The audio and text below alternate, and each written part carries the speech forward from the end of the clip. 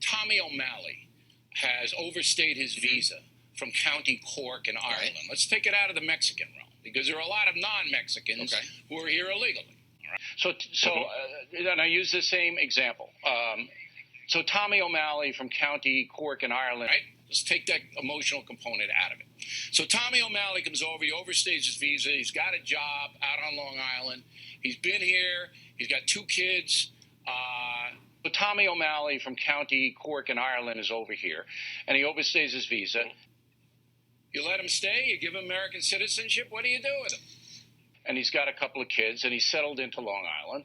And you, President Cruz, are going to send the feds to his house, take him out, and put him on a plane back to Ireland?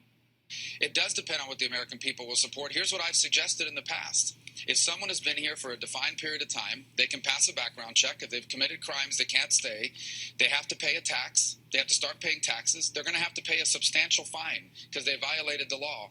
And in exchange for all of that, they can apply and receive a work permit. And that's all they're going to be allowed to have, a permit that allows them to work here and travel. And that's it. Okay. And that's all they'll be allowed to have for a very significant period of time. I think that's something the American people might be open to, but only after our borders are secure. They might be, but it would have to be very well defined to them. Now let's go on.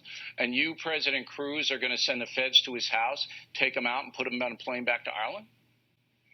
You better believe it. Now, right now, we actually can't do that because we don't have a biometric exit entry system, so we don't know when, in your example, Tommy goes home. But federal law requires. Okay, but then the court would probably, as I told Trump, the court would probably block you.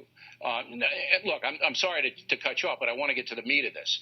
The federal courts would probably block you from doing that, taking Mr. O'Malley and putting him on a plane. Why would they do that? Because due process. Why would they do that? Due process. Listen, I've spent my entire life as a constitutional lawyer.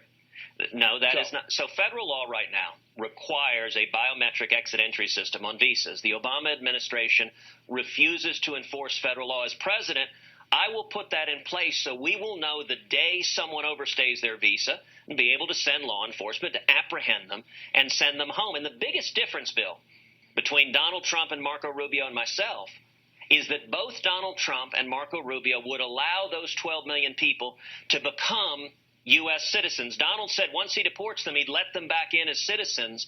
I will not.